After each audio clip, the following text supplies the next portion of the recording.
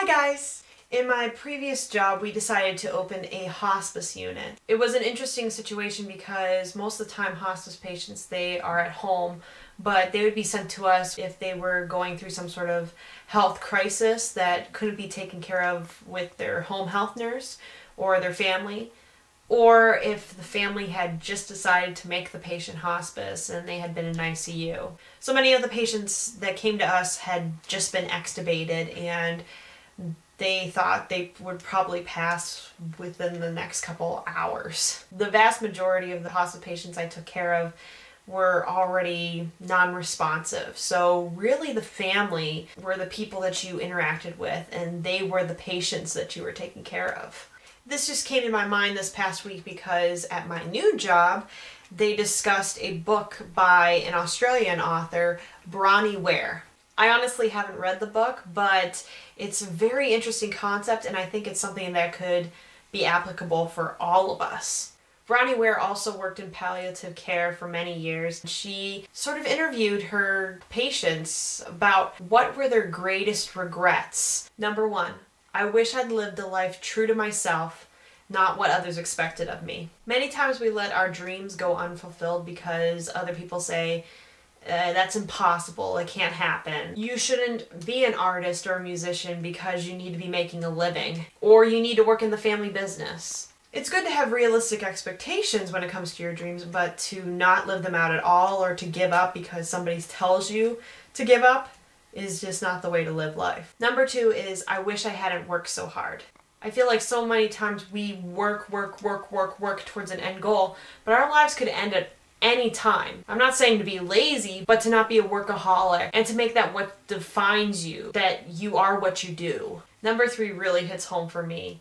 I wish I'd had the courage to express my feelings. Especially for me, sometimes I'm worried that if I say what I'm truly feeling, I will face rejection, disappointment, or even anger from people. I need to realize that I can't control the reaction of others, and that my feelings are just as legitimate as everybody else's. True, there's a way to express yourself without hurting others. I mean, you need to speak the truth with love, but to not express them at all because of fear, you're gonna end up just being a bottled up volcano of emotion. If you're in a relationship and you never raise any conflict, true, it might look peaceful on the outside. If you don't air out some of the feelings and problems that you might be having, you are missing out on raising that relationship to a whole new level of intimacy. You might have an initial reaction of anger or disappointment or rejection, but if the relationship is worth it, people will stand by you.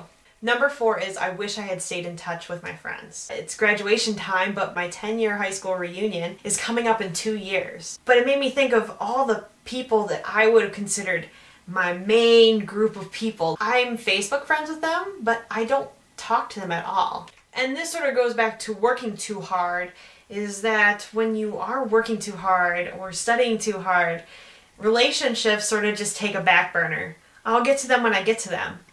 But relationships are just so important. And the number five regret is, I wish I had let myself be happier. Do you let life situations really get you down to the point where you don't have any joy? Or do you rise above those circumstances and feel the deep joy that God can give you?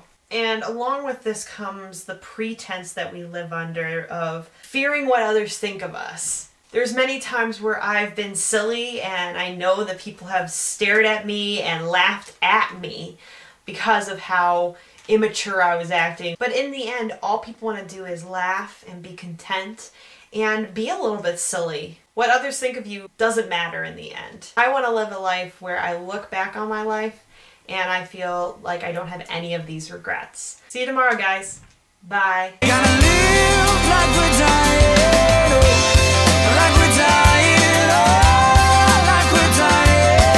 Lauren!